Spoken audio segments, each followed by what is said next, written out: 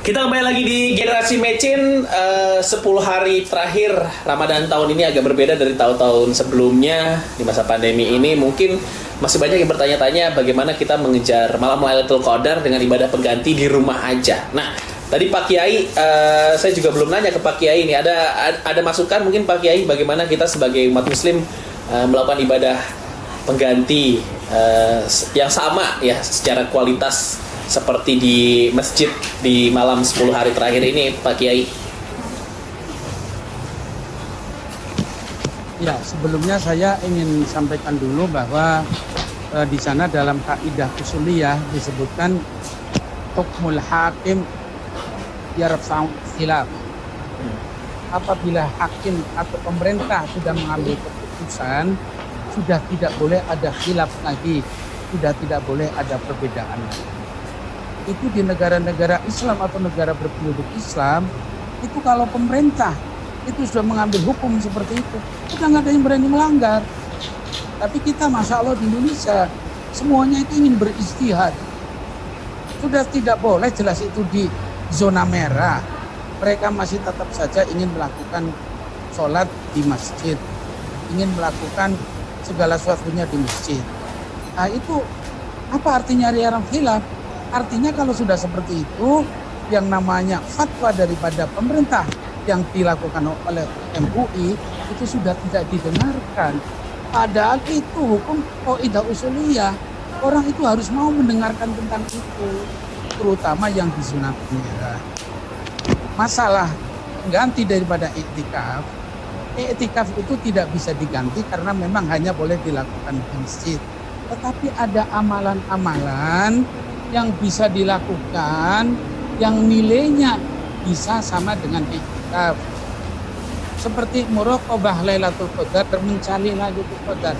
Apa hanya dengan kita iktikaf? Kita tidak harus dengan iktikaf. Wabil ashari hum yastaghfirun. Di dalam mereka waktu sahur, umat Islam disayogyakan untuk beristighfar. Wabil ashari hum yastaghfirun. Dan pada saat sahur, saat waktu sahur yaitu 2/3 malam digunakan untuk istighfar. Beristighfarlah sambil mencari muraqabat Lailatul Qadar. Lailatul Qadar itu bisa dicari, ada tanda-tandanya. Malam itu tidak ada angin, malam itu tidak ada mendung, malam itu tidak ada hujan, semua bintang-bintang kelihatan. Itu muraqabah. Itu sudah kelihatan malam jam 11, 12 udah nampak bahwa nanti akan ada Lailatul Qadar. Dan itu bisa dilakukan tidak di masjid. Maka pada saat itu setelah kita sahur, kita duduk, kita sholat tahajud, kita menghadap kepada Allah, kita beristighfar, astagfirullahaladzim wa atubu ilaih, astagfirullahaladzim wa atubu ilaih, astagfirullahaladzim wa atubu ilaih. Itu terus dilakukan istighfar. Istaghfiru rabbakum innahu kana ghaffara yursilis samaa'a 'alaikum midrara. Istaghfiru, beristighfarlah kamu rabbakum kepada Gusti kamu, innahu kana ghaffara, bahwa sungguh-sungguhnya Allah adalah zat yang paling memberikan ampunan. Dan nanti akan diberikan apa orang yang beristighfar? Wa yumdidkum bi amwali wa banin, akan diberikan kepada kamu anak yang banyak, rezeki yang banyak. Itu selalu berkaitan ya, anak banyak, rezeki banyak. Anak banyak, rezeki nggak banyak, kesulitan. Rezeki banyak, anaknya nggak banyak, buangnya nggak karuan, akan dimakan kemana-mana. Allah itu memberikan begitu. Jadi anak banyak, rezeki banyak. Rezeki banyak juga anak banyak. Wayumdidkum bi amwali wa banin, dengan harta yang banyak dan anak yang banyak. Nah itu kita ganti daripada iktikaf, yaitu istighfar di malam Lailatul Qadar. Di malam 21 ya istighfar seluruh malam. Itu sebagai pengganti daripada Lailatul Qadar jika memang kita tidak bisa untuk mencari Lailatul Qadar dengan iktikaf di masjid. Seperti itu ya, baik. Pak Fuad, ada yang mau ditambahkan mungkin Pak Fuad? Halo Pak Fuad? Pak Fuad? Pak Fuad, oke, saya ke Pak Kiai lagi. Pak Kiai, sejauh ini berarti berapa jumlah santri yang masih ada di pesantren Pak Kiai? ya tidak puluhan lah, karena di daerah Jawa Tengah itu kan santri tidak banyak seperti di Jawa Timur. Kalau di Jawa Timur santrinya isinya orang Cilacap, tentu orang Cilacap tidak banyak santri yang besar.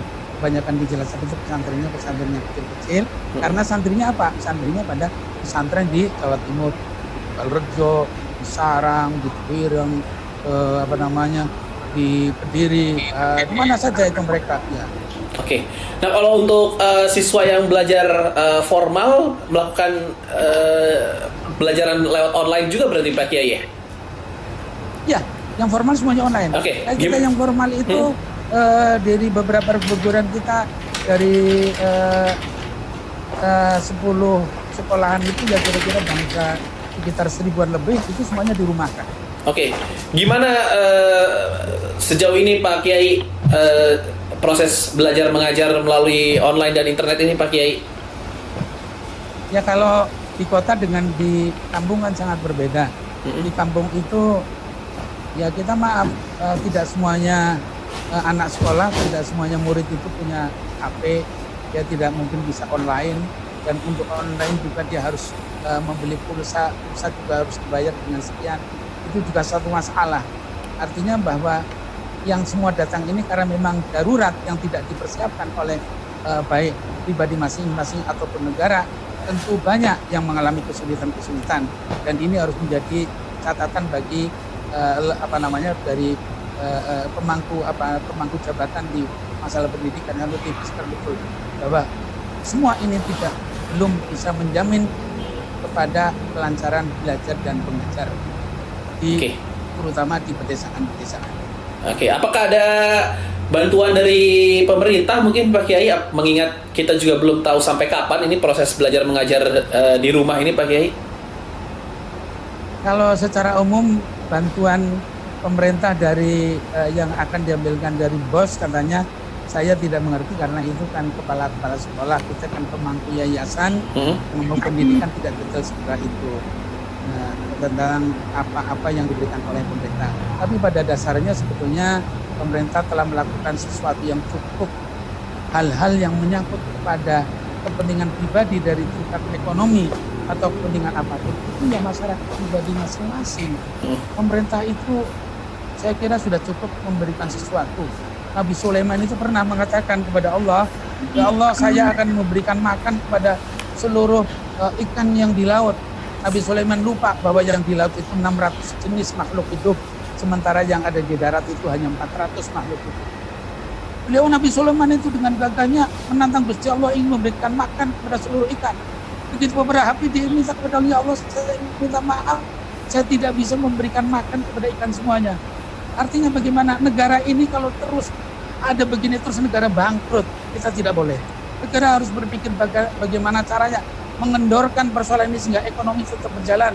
Manusia ini semuanya butuh makan. 2 hari tidak makan tidak mungkin. Kemudian belajar kita, kalau anak-anak itu belajar dalam kondisi begini, dengan peralatan-peralatan yang kurang, itu tidak mungkin. Maka segala sesuatunya harus segera dikendorkan. Sudah mulai perekonomian juga ditata. Hal-hal yang menyangkut dengan wabah ini, masyarakat harus bertanggung jawab secara masing-masing. Masing-masing masyarakat bertanggung jawab. Pemerintah hanya melayani saja dari jauh. Nggak mungkin lah pemerintah 4 bulan, 5 bulan terus bangkrut, pemerintah negara bangkrut. Itu tidak mungkin, kita tidak membolehkan negara ini bangkrut.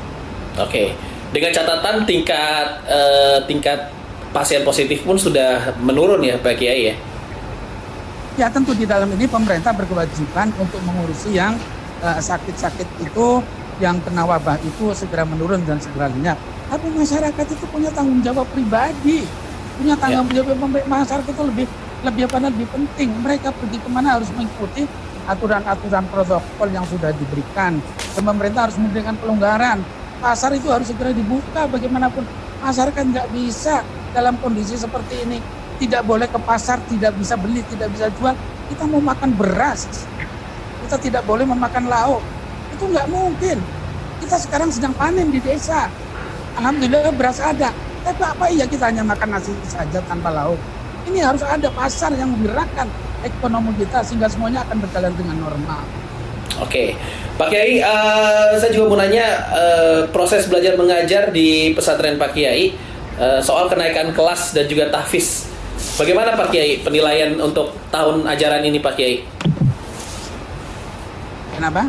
Untuk proses belajar mengajar, kenaikan kelas dan juga ujian-ujian di pesantren tahun ini seperti apa Pak Kiai? Ya kalau yang namanya pendidikan formal kan sudah ada aturannya.